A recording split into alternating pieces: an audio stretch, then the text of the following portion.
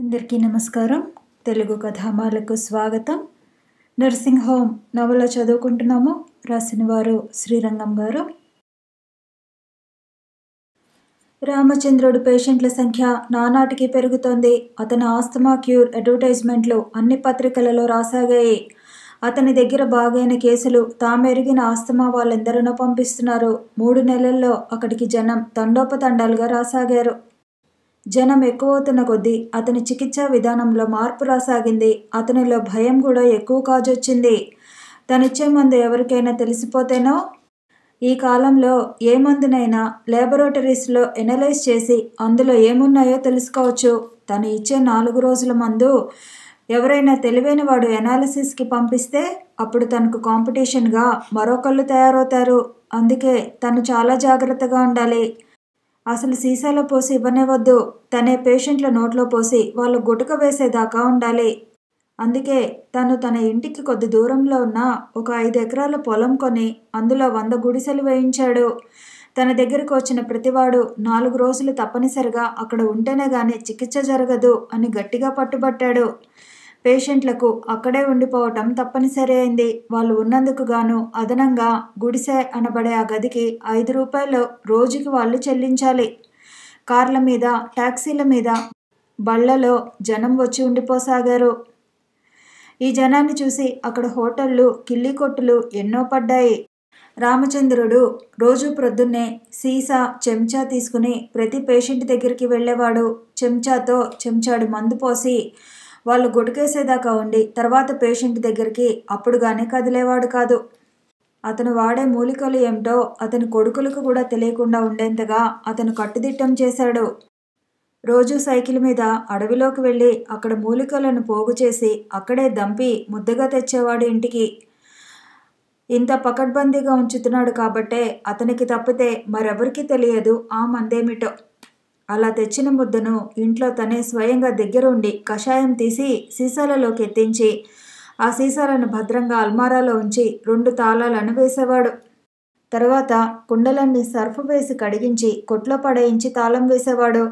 తర్వాత అల్మారాలోని సీసాలను తీసి పేషెంట్ తర్వాత పేషెంట్ దగ్గరికి వెళ్ళి మందు పట్టేవాడు. రోజురోజుకి రామచంద్రుడు ఆర్జను చూసి అందరూ ముక్కున వేలేసుకోసాగారు. 2వ నెలలో అతనికి 20,000 వచ్చింది.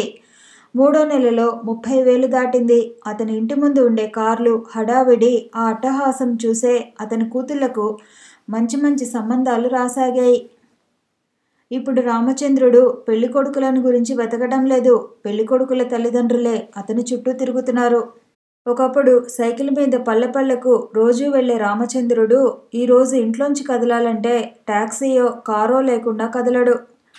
అతని దగ్గరకు వచ్చేవాళ్లే కాకుండా అతన్ని తీసుకెళ్లే వాళ్ళు కూడా తయారయ్యారు. పేషెంట్ రాలేని స్థితిలో ఉండి అతనే రావలసి వస్తే అతను 500 తీసుకుంటున్నాడు. జీవితంలో వేలకు వేలు ఖర్చు పెట్టే ఆస్తమా రోగులకు 500 అంటే 5 అణాలతో సమానం. సంతోషంతో అతని ఫీజు ఇచ్చి అతని కాళ్లకు దండం పెట్టేవాళ్ళు కూడా. పేషెంట్లు మరీ పెరుగుతున్న కొద్దీ అతను ఎవరికీ తెలియకుండా తనొక్కడే మూలికలను దంపలేకపోతున్నాడు. అందుకే అతను మూలికలను దంపే మిషను తెప్పించాడు. తను సంచుల్లో తెచ్చిన మూలికలను గది తలుపులు వేసి దంపి తలుపులు తీసి కషాయం కొడుకుల చేత కాయించేవాడు. ఇప్పుడు రామచంద్రుడికి ఇంట్లో విఐపి మర్యాద.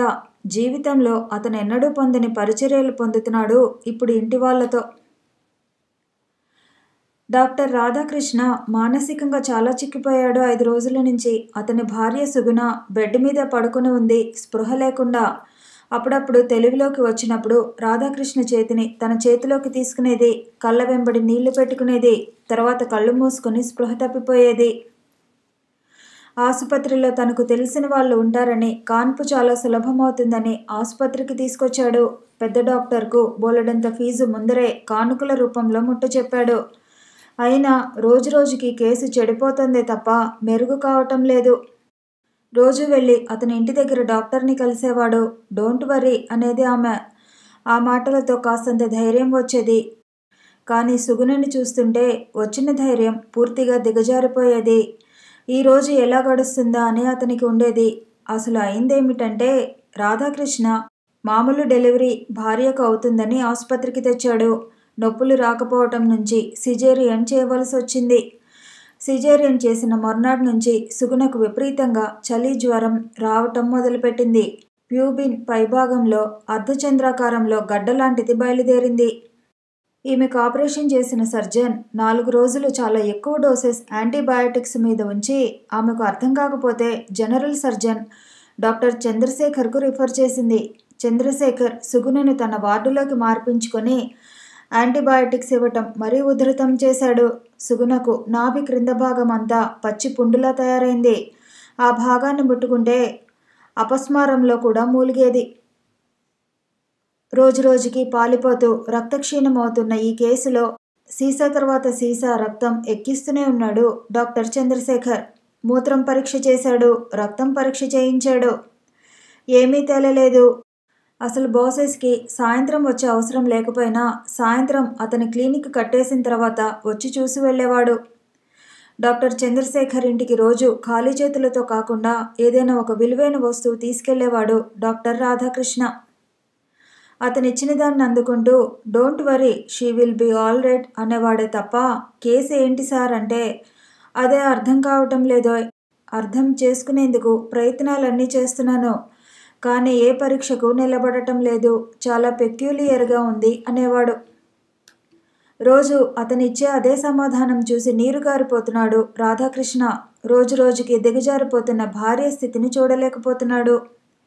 ఏ రోజుకా రోజు ఈ రాత్రి గడుస్తుందా అన్నట్లుండేది అతని భార్య స్థితి. ఆర్ఎంపీలు, అతని పులి క్లబ్ మెంబర్లు ఒకళ్ళ తర్వాత మరొకళ్ళు సుగుణను చూసి వెళ్ళిపోతున్నారు. ఎక్స్ కౌన్సిలర్ చాలా బాధపడుతున్నాడు. రాధాకృష్ణ సరిగ్గా 10 రోజులైంది క్లినిక్కి వెళ్ళి. మిగిలిన విషయాలేవీ పట్టించుకోవటం లేదు. అతని మనసులో సుగుణ బ్రతికి బయటపడితే చాలు అని ఉంది. అలాంటి సమయంలో ఒకరోజు విశ్వం నర్సింగ్ హోమ్కి ఫోన్ చేసి డాక్టర్ రాజాకి పరిస్థితి చెప్పి ఏం చేయమంటారు సార్ అన్నాడు. డాక్టర్ శేఖర్కి చూపించండి, అతను డయాగ్నోస్ చేయలేకపోతే మరెవరూ చేయలేరు. సార్ అతను ఏ ఆసుపత్రిలో సివిల్ సర్జన్ అన్నాడు. అతను సివిల్ సర్జన్ కాదయ్యా, అసిస్టెంటే. అతను ఇప్పుడు సీఎంఓగా ఆ ఆసుపత్రిలోనే ఉన్నాడు. చూపించి అసిస్టెంట్గా సార్, అందులోనూ సీఎంఓకా? అవును, నీకు మేలు జరగాలంటే నేను చెప్పినట్టు చెయ్యి. సరే సార్. ఇంకో సంగతి, డాక్టర్ చంద్రశేఖర్ డాక్టర్ శేఖర్ అంటే మండిపడతాడు. అతని వార్డులోకి రానియడు. అతను లేనప్పుడు వచ్చి అతని కేసు చూశాడని తెలిస్తే చాలా బాధ పెట్టేస్తాడు శేఖర్ని. అయితే ఏం చేయమంటారు సార్ అన్నాడు. నీవు నీ భార్యని డిశ్చార్జ్ చేయించి 2 గంటలకు నర్సింగ్ హోమ్కి వచ్చాయి. ఆ టైంలో శేఖర్ ఇక్కడే ఉంటాడు. సరే సార్, నేను తప్పకుండా వస్తా. మీరు కాస్త డాక్టర్ శేఖర్కి రికమెండ్ చేయండి సార్.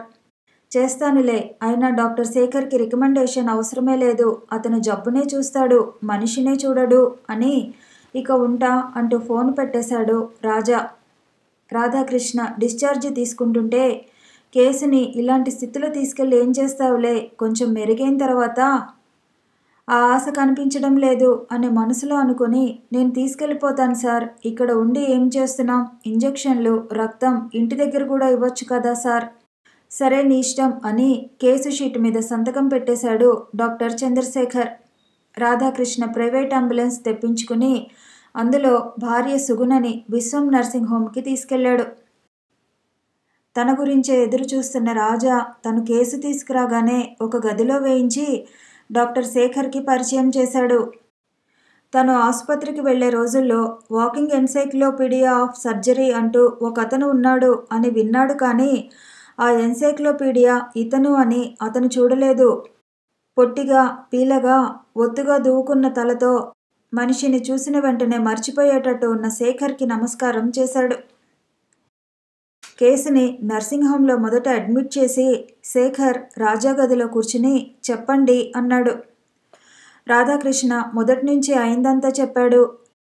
శేఖర్ వింటున్నంతసేపు అతనిలో అసలు చలనమే లేదు. ఒక శిలలా కదలకుండా, చూపు మరల్చకుండా అతను సమాధిలో ఉన్నట్టు వినసాగాడు. రాధాకృష్ణ ముగించగానే శేఖర్ తల పట్టుకుని ఎంత పని అయిపోయిందండి, మీ భార్యకు ఎమర్జెన్సీ ఆపరేషన్ చేసి యూటరస్ ఓపెన్ చేయాలి, అందులో మాప్ యూటరస్లో మర్చిపోయారండి అన్నాడు. అలా అయి ఉండదండి. చేసిన సర్జన్ చాలా మంచి సర్జన్ అండి అన్నాడు రాధాకృష్ణ. ఎలాంటి సర్జన్ల చేతిలో అయినా ఒక్కోసారి పొరపాటు జరిగిపోతుంటుంది. అయినా ఈ మాప్స్ కానీ ఇన్స్ట్రుమెంట్స్ కానీ కడుపులో వదిలేస్తే అది పూర్తిగా సర్జన్ బాధ్యత కాదు, అసిస్టెంట్లు, నర్సుది కూడా. అబ్డామిన్ మూసే ముందు నర్సు తన ఆపరేషన్కు వాడినవన్నీ సరిగ్గా ఉన్నాయో లేదో చెప్పే బాధ్యత ఆమెది. ఇప్పుడు ఎవరి నుంచి అయింది కాదు అన్నది ప్రసక్తి. జరిగిందేదో జరిగింది. అయిన ఆలస్యం ఎలాగూ అయింది. ఇప్పుడు మనం పేషెంట్ని రక్షించుకోవాలి. సార్, మీరు ఒక్కసారి చూసి నిర్ణయించండి సార్. శేఖర్ అతి మధురంగా నవ్వాడు. సరే డాక్టర్, నేను ఎందుకు చూడలేదో తెలుసా? మీరు పేషెంట్ పరిస్థితిని వర్ణిస్తుంటే పేషెంట్ నా కళ్ళ ముందరే ఉన్నట్టు అనిపించింది అని లేస్తూ పదండి అన్నాడు. 5 నిమిషాలు పరీక్షించి, డాక్టర్, అదే ఆ మాపు వదిలేయడం నుంచే సిజేరియన్ తర్వాత యుటెరస్ ముడుచుకు రాలేకపోయింది. యుటెరస్ పూర్తిగా ముడుచుకోలేదు కాబట్టే ప్యూబిస్ మీద గడ్డలా కనిపించింది. మాస్ లోపల ఉండటం నుంచి అక్కడ ఇన్ఫెక్షన్ వచ్చి జ్వరం తగిలింది. దాని నుంచి టాక్సిమియా, దాని నుంచి ఎనీమియా. రాధాకృష్ణ, మీరు తొందరగా బ్లడ్కి అరేంజ్ చేయండి. ఆపరేషన్ చేద్దాం అని డాక్టర్ విశ్వం గారికి కూడా ఒకసారి చూపించండి అన్నాడు. డాక్టర్ విశ్వం పరీక్ష చేసిన ఆమె చాలా మంచి సర్జను. మీరు అనే పొరపాటు జరిగి ఉండదేమో అనిపిస్తోంది. మీరు చేసిన సర్జన్ని దృష్టిలో పెట్టుకుని పేషెంట్ని చూస్తే అలా అనిపిస్తుంది. అలా కాకుండా ఎవరిని దృష్టిలో పెట్టుకోకుండా పేషెంట్నే చూస్తే? సరే డాక్టర్, కానీ మీరు 1-2 రోజులు ఆగితే, మొన్ననే సిజేరియన్ అయింది, మళ్ళీ మీరు యుటెరస్ ఓపెన్ చేద్దాం అంటున్నారు. ఇంకా 2 రోజులు ఆగేందుకు టైం లేదు సార్. నౌ ఆర్ నెవర్ అనే కేసులో ఉంది సార్ కేసు. మీ ఇష్టం డాక్టర్ అన్నాడు విశ్వం. శేఖర్ రాధాకృష్ణతో, డాక్టర్, కేసు జనరల్ కండిషన్ ఏమీ బాగాలేదు. I will do my best అని థియేటర్ రూమ్లోకి వెళ్ళిపోయాడు డ్రెస్ మార్చుకునేందుకు. రాధాకృష్ణ ముఖంలో క్షణం క్షణం రంగులు మారిపోతున్నాయి. సింపుల్ సిజేరియన్ డబ్బు తీసుకుని కూడా ఎంత కాంప్లికేట్ చేశారు. ఆబ్స్టెటిక్ సర్జన్ పొరపాటు చేసిన డాక్టర్ చంద్రశేఖర్, మీరు 6 రోజులు డోంట్ వర్రీ అంటూ కేసు ఇంకా చెడగొట్టారు. అతను గుండె మండుతోంది. రాధాకృష్ణలో సున్నితత్వం అంటూ తెగిపోయింది. డాక్టర్స్, నా సుగుణ క్షేమంగా కానీ తిరిగి నా ఇంటికి చేరకపోతే మిమ్మల్ని భగవంతుడు కూడా రక్షించలేడు అనుకొని సిజేరియన్ చేసిన సర్జన్కి ఫోన్ చేసి, డాక్టర్ శాంత, మీ మీద అమితమైన నమ్మకం ఉంచుకున్నాను. ఏం తక్కువ చేయలేదు. అయినా నా భార్య ప్రాణం తీసే పొరపాటు చేశారు. ఇప్పుడు ఆమె డాక్టర్ విశ్వం నర్సింగ్ హోమ్లో ఉంది. డాక్టర్ శేఖర్, మీరు మ్యాప్ యుటెరస్లో వదిలేశారు అంటున్నారు. ఇంకో అరగంటలో ఆపరేట్ చేస్తున్నారు. డాక్టర్, ఆమె కానీ బ్రతక్కపోయిందా? దేవుడు కూడా మిమ్మల్ని రక్షించలేడు అంటూ ఫోన్ పెట్టేసి డాక్టర్ చంద్రశేఖర్కి ఫోన్ చేశాడు.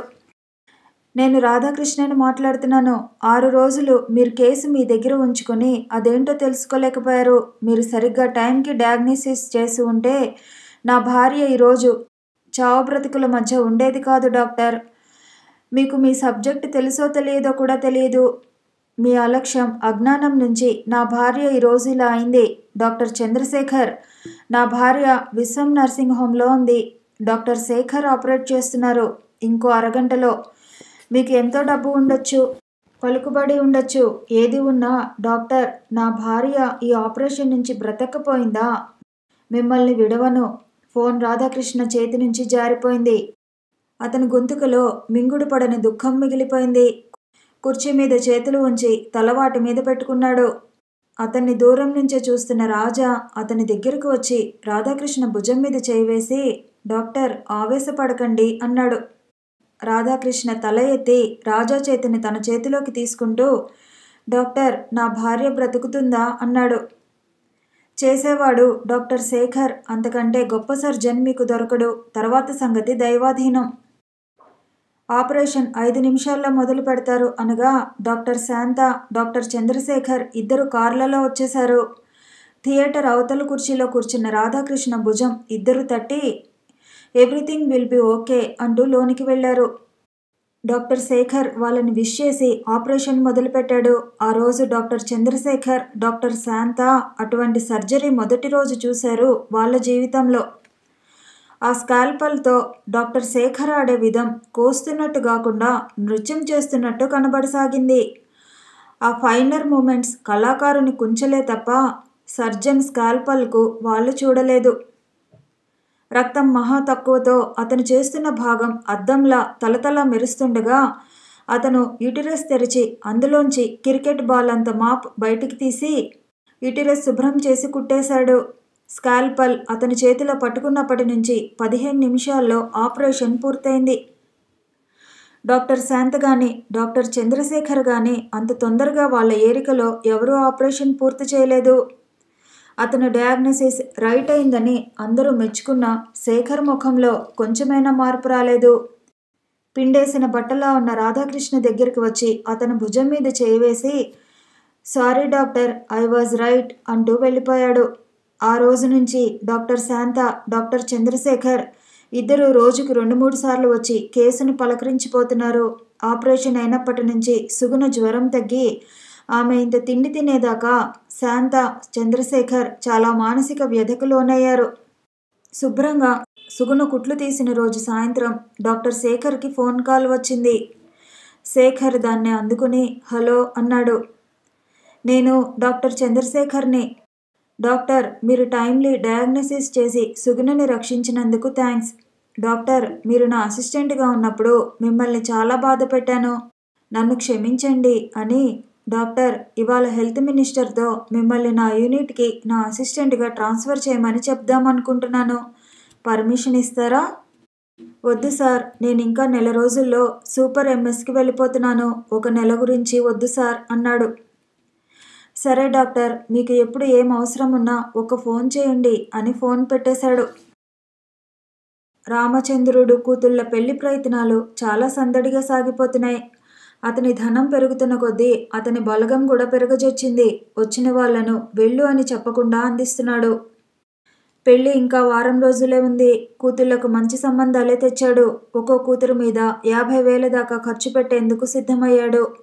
ఇంట్లో పెళ్లిళ్లకు కావలసిన వడియాలు, అప్పడాలు, ఆవకాయలు ఘనంగా తయారు చేస్తున్నారు. అతని ప్రాక్టీసు రోజురోజుకి పైకి పోతోంది. రాజా తండ్రిని చూసి వెళ్ళినప్పటి నుంచి ఒక్కసారి రాలేదు. అతనికి అక్కడికి వెళ్ళిన దానికి సిగ్గు అడ్డు వస్తోంది. ప్రతి నెల టంచన్గా 1000 రూపాయలు మనీ ఆర్డర్ మాత్రం చేస్తున్నాడు. అతను చాలా ప్రయత్నాలు చేస్తున్నాడు. కనీసం ఒక 50,000 అప్పు పుట్టించేందుకు. అవన్నీ ఫలించకపోతే ఆఖరికి డాక్టర్ విశ్వాన్నే అడగాలి అనుకున్నాడు. అతని ప్రయత్నాలు ఎక్కడా ఫలించడం లేదు. అతని మనసు ఆందోళనతో నిండిపోతుంది. తన బాధనంతా వెళ్ళగ్రక్కుతూ 3 రోజుల క్రిందటే తండ్రికి ఇంకోసారి తిరిగి ప్రయత్నించి అది ఫలించకపోతే ఇక డాక్టర్ విశ్వాన్నే అడుగుతాను, అతను నా మాటను కాదనడనే నమ్మకం నాకుంది అని ఉత్తరం రాశాడు. ఉత్తరమైతే రాశాడు గాని డాక్టర్ విశ్వాన్ని అంత పెద్ద మొత్తం ఎలా అడగాలో తోచడం లేదు. తను అడిగితే కాదనడు అన్న నమ్మకం ఉంది. కొద్ది నెలల పరిచయంతో అంత డబ్బు ఎలా అడగగలడు? అతన్ని అడుగుదాం అని నోరు తెరిస్తే నోరు ఎండుకుపోతుంది తప్పితే నోట మాట రావటం లేదు. ఇలాంటి పరిస్థితులలో తండ్రి దగ్గర నుంచి తన చెల్లెళ్ల పెళ్లి అంటూ శుభలేఖ వచ్చింది. దాని వెంబడి నీవు డబ్బు గురించి ఏ ప్రయత్నాలు చేయకు, భగవంతుడి దయ వల్ల ఎవరిని అడగకుండా స్వంత కృషి మీదే ఈ వివాహం జరుగుతోంది అన్న ఉత్తరం కూడా వచ్చింది. మొదట ఆ ఉత్తరం చూసి ఆశ్చర్యపోయాడు. తర్వాత ఆనందపడ్డాడు. అటు తర్వాత బాధ అనిపించింది. తను ఏ విధంగానూ తండ్రికి సహాయం చేయలేకపోయానే అని. తను ఇక్కడే ఉండి అన్నీ అనుకునేదానికంటే తండ్రి దగ్గరికి వెళ్ళి నోరు వీడ్చి అడగని తండ్రికి తను ఏమైనా సహాయం చేయాలి అని అనుకుని ఆ రోజే విశ్వంతో తను ఒకరోజు ఊరికి వెళ్ళి వస్తానంటూ బయలుదేరాడు. అతను పల్లెటూరులో బస్సు దిగేటప్పటికీ అతనికి ఆశ్చర్యకరమైన మార్పులు ఎన్నో కనిపించాయి. అన్నింటికంటే అద్భుత విషయం అక్కడి సందడి. రోడ్ల మీద జనమే కనిపించిన ఆ పల్లెలో ఇంతమంది ఏంటి అన్న ఆసక్తితో ఇంటికి వెళ్ళాడు. తన ఇల్లు ఇల్లులా లేదు. ప్రజల ఆదరణలో ఉన్న ఒక మంచి హోటలులా జనంతో కిటకిటలాడుతోంది. ఇంట్లో ఐశ్వర్యం తెచ్చిన కళలు ఎన్నో కనిపిస్తున్నాయి. ఇదంతా అర్థం కాని రాజా అలానే నిలబడిపోయాడు. అతని చెల్లెలు సీత అతని ప్రక్క నుంచి వెళుతూ అచేతనంగా ఉన్న రాజాని చూసి అన్నాయ్ అంటూ అతి సంతోషంతో పలకరించింది. ఏ ద్వేషం లేని ఆ ముఖాన్ని, ఆప్యాయత నిండుకున్న కంఠాన్ని రాజా విస్మయంతో చూశాడు. ఏంటి అన్నయ్య అలా నిలబడిపోయావు, లోపలికి రా అంది. ఇంట్లోకి వెళ్ళాడు. ఒంటిల్లంతా సామాన్లతో నిండి ఉంది. వాటి మధ్య మహారాణిలా ఉన్న తల్లిని చూస్తూ అమ్మా అన్నాడు. వచ్చావా రాజా అంటూ ఆదరంతో పలకరించి పాలు అందించింది తల్లి. పాలు తాగుతూ అమ్మా అన్నాడు ఏమీ అర్థం కాక. ఏంటిరా అలా బెంబేలుగా అలా చూస్తావేంటి అంది తల్లి. ఇవన్నీ కాలం కలిసి రావాలే కానీ ఇవన్నీ ఏంటి, ఇంతకు పదింతలు కూడా కలుగుతాయి. ఏం కాలం అన్నాడు రాజా. అవన్నీ తీరుబాటుగా మాట్లాడుకుందాం గాని మీ నాన్నను మొదటి కలిసిరా, నీ గురించి తెగ ఆరాట పడిపోతున్నారు. రాజా లేస్తుంటే అతని తల్లి ఎవరినో కేకేసి, ఒరేయ్ రాజాని నర్సింగ్ హోమ్ దగ్గరికి తీసుకెళ్ళు అంది. నర్సింగ్ హోమ్ అంటే? సావధానంగా తెలుస్తాయి కానీ మొదట మీ నాన్నను పలకరించు. ఈ కుర్రాడితో వెళ్తే తీసుకెళ్తాడు. తన ఇంటి నుంచి 10 నిమిషాల నడక. అక్కడ అందంగా కనీసం 100 దాకా ఉన్న గుడిసెల్ని చూస్తూ ఇదంతా ఏంటి అనుకుంటూ వెళ్ళాడు. తండ్రి 10 మంది తను తెలియని మనుషుల మధ్య కూర్చుని మహారాజులా వెలిగిపోతున్నాడు. తన్ను చూస్తూనే రాజా అంటూ లేచి వచ్చి కౌగిలించుకున్నంత పనిచేసి అక్కడున్న వాళ్ళందరితో, నా కొడుకు రాజా ఎండి డాక్టర్ సికింద్రాబాదులో ప్రాక్టీస్ చేస్తున్నాడు అని. ఏంటి వారం రోజులు ముందుగా వచ్చేసావు? నీకు ఉత్తరం రాసింది నువ్వు అనవసరంగా వాళ్ళని వీళ్ళని డబ్బు అడిగి శ్రమ పడొద్దని. నేను నీ తమ్ములనే పంపిద్దామనుకున్నాను కానీ వాళ్ళకి ఇక్కడ అసలు తీరికే లేదు. నీ ఉత్తరాలకు తిరిగి జాబు రాద్దాం అనుకుంటుంటే ఈ పేషెంట్లు ఒక 5 నిమిషాలు కూర్చొనిస్తేనా నీ ఆఖరి ఉత్తరం చూసి ఎక్కడ డాక్టర్ విశ్వం గారిని డబ్బు అడిగేస్తావో అన్న భయంతో ఉత్తరం రాయవలసి వచ్చింది. లేకపోతే పెళ్ళికి ఒకరోజు ముందర నీ తమ్ముడిని నీ దగ్గరికి పంపించి నిన్ను రమ్మందాం అనుకున్నాను అని అతని చుట్టూ ఉన్న వాళ్ళతో నేను తర్వాత కలుస్తాను అన్నాడు. వాళ్ళు వెళ్ళిపోయారు. ఆ గది ఖాళీ అయింది. నాన్న ఇదంతా ఏమిటి అన్నాడు. రాజా నీతో అప్పుడప్పుడు అనేవాణ్ణి జ్ఞాపకం ఉందా? ఒక స్వాముల వారు ఆస్తమా గురించి మూలిక చెప్పారని, అవి పనిచేయవు అని అతి తేలికగా కొట్టిపడేసేవాడివి. అది బాగా పనిచేస్తుందని నాకు నమ్మకం ఉంది. చాలా కేసుల్లో వాడాను కూడా. నీవు వచ్చి వెళ్ళిన తర్వాత ఈ ఆడపిల్లల పెళ్ళిళ్ళు ఎలారా అన్న దిగులే నా చేత ఆ మందును బయటకు తీయించింది అంటూ అప్పటి నుంచి జరిగిన కథంతా చెప్పాడు. రాజాకి ఆస్తమాకి మందులున్నాయని, అవి తాత్కాలిక ఉపశమనానికేనని తెలుసు. ఎన్నో అడ్వర్టైజ్మెంట్లు గ్యారంటీ క్యూర్ అంటాయని తెలుసు. ఆ మందులు సరిగ్గా పనిచేయకపోవటం కూడా తెలుసు. కానీ తండ్రి ఇంత తక్కువ వ్యవధిలో ఇంత డబ్బు సంపాదించాడంటే అందులో కాస్తైనా నిజం ఉండాలి. లేకపోతే ఇంత జనం అసంభవం. నాన్న నాకు నీ పేషెంట్లను ఒకసారి చూపిస్తావా అన్నాడు.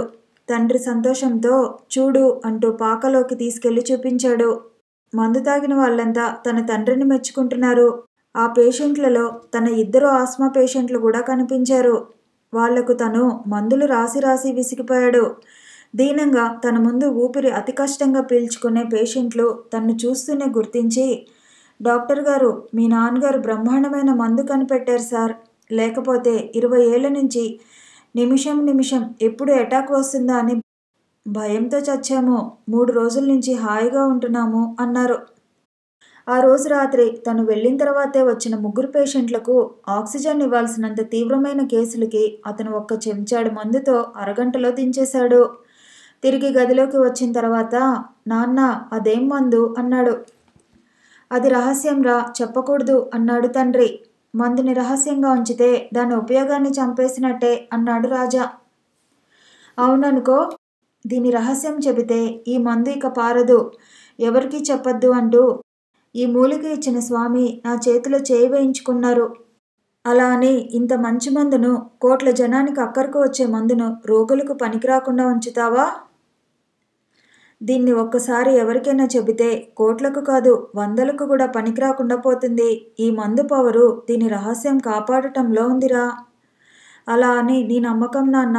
దీన్ని నీకిచ్చిన అతను రహస్యం అంటూ ఎందుకన్నాడంటే ఇది మోసగాళ్ళ చేతుల్లో, స్వార్థపరుల చేతుల్లో పడి నలిగిపోకుండా. అందుకే పూర్వం తమ జ్ఞానాన్ని ఇంకొకరికి పంచి ఇచ్చే మొదట వాళ్ళకు అర్హత ఉందా అని పరీక్షించేవారు నాన్న. అది ఒకప్పుడు కానీ ఇప్పుడు కాదు. దీన్ని తీసుకెళ్లి గవర్నమెంట్కి అప్పచెప్తే దీని మీద రీసెర్చ్ చేసి ఇంకా బాగా రూపొందించి అందరికీ ఉపయోగపడేటట్టు చేస్తుంది. బజార్లో పెన్సిలిన్ మందు ఉంది. దాన్ని కనుగొంది అలెగ్జాండర్ ఫ్లెమింగ్. అతను 15 ఏళ్ళు నిద్రకు, తిండికి, సుఖానికి దూరమై కనుక్కున్నాడు. తను కనుగొన్న మందు తన దగ్గరే ఉంచుకుంటే ఈరోజు ఎన్నో కోట్ల మంది జబ్బులవాత పడకుండా ఉండేవారా?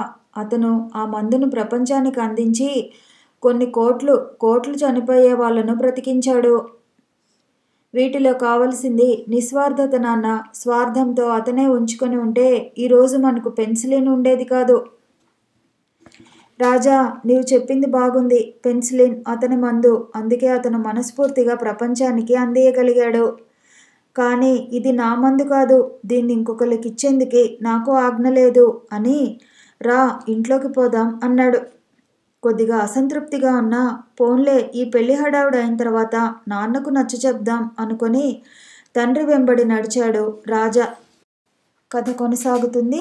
మళ్ళీ కలుసుకుందాము. ఈ వీడియో నచ్చితే లైక్ చేయండి, షేర్ చేయండి, కామెంట్ చేయండి, ఛానల్ని సబ్స్క్రైబ్ చేయండి.